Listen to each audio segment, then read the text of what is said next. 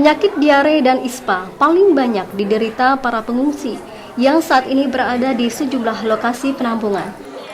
Tim medis pun disiagakan untuk pemeriksaan kesehatan para pengungsi.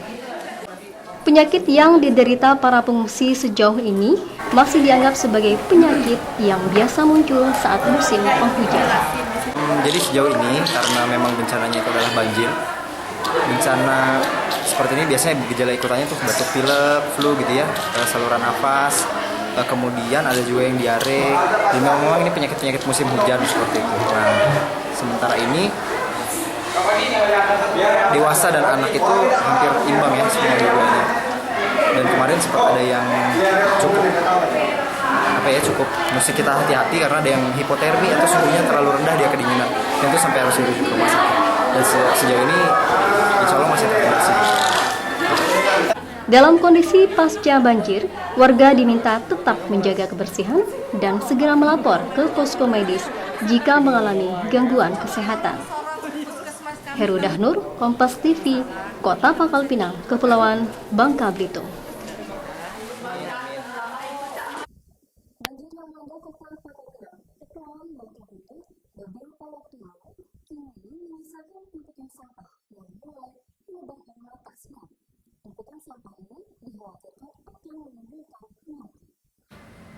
Bau busuk mulai menebar karena sampah menumpuk.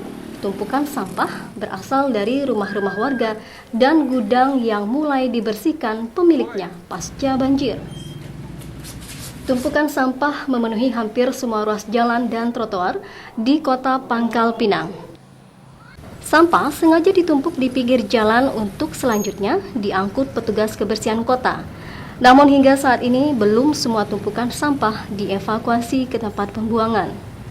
Warga yang merasa terganggu dengan bau sampah yang menyengat mengaku tidak tahu kapan sampah akan angkut petugas kebersihan.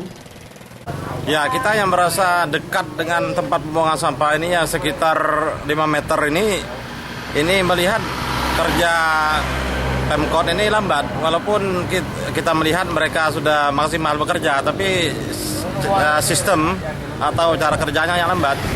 Padahal kan kita bisa banyak minta bantuan dengan banyak pihak gitu, termasuk perusahaan dan lain sebagainya yang mempunyai truk dan lain sebagainya. Tumpukan sampah yang masih menggunung tersebar di sejumlah ruas jalan seperti di Jalan Balai, Jalan Baru, Kampung Bintang, dan Jalan Pelipur, Kota Pangkal Pinang. Dikhawatirkan jika tumpukan sampah tidak cepat diangkut, tidak hanya menebar bau busuk, tapi juga menimbulkan wabah penyakit. Heru Dahnur, Kompas TV, Pangkal Pinang, Provinsi Kepulauan Bangka Belitung. Banjir besar yang melanda Kota Pangkal Pinang mengakibatkan kerugian yang ditaksir mencapai 100 miliar rupiah.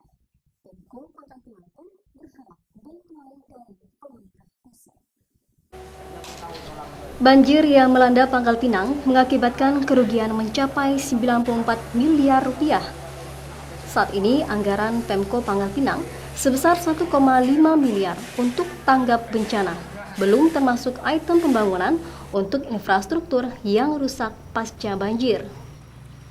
Kerugian akibat banjir meliputi kerusakan infrastruktur jembatan, jalan raya, instalasi air bersih, serta akumulasi kerugian perkantoran dan hilangnya penghasilan warga selama banjir.